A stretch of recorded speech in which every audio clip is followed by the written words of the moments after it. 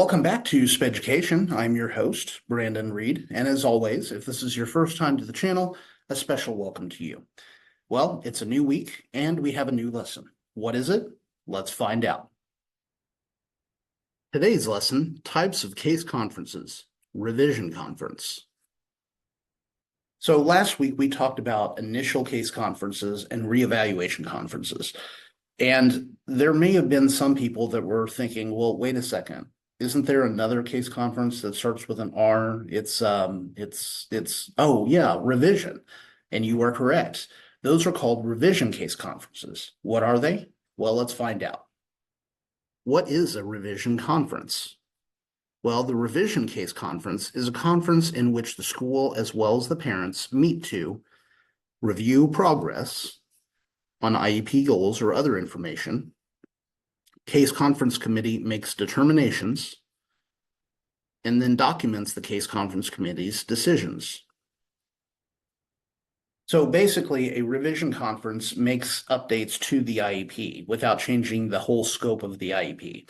For example, if you have a revision conference where a student no longer needs academic support in the general ed setting, but they still need accommodations for tests and quizzes, then all you would need to do is do a revision conference where you update the services and provisions in the IEP. Or maybe they need a new transition assessment done. So you do a revision conference, you update the transition section of the IEP, but the rest of the IEP remains the same. So revision conferences are done occasionally throughout the year to update information based upon new data that's collected.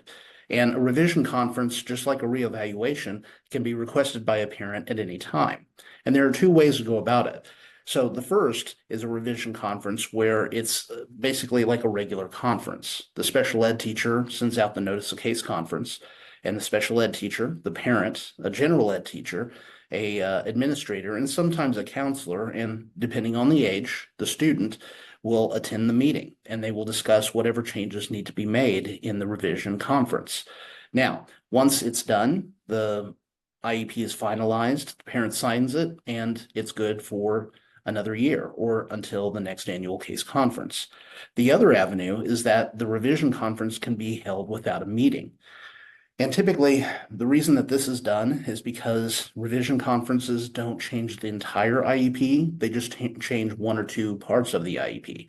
And so those kinds of changes can be made without actually having a full-on meeting. So those changes and discussions can be had with the parent prior to the meeting.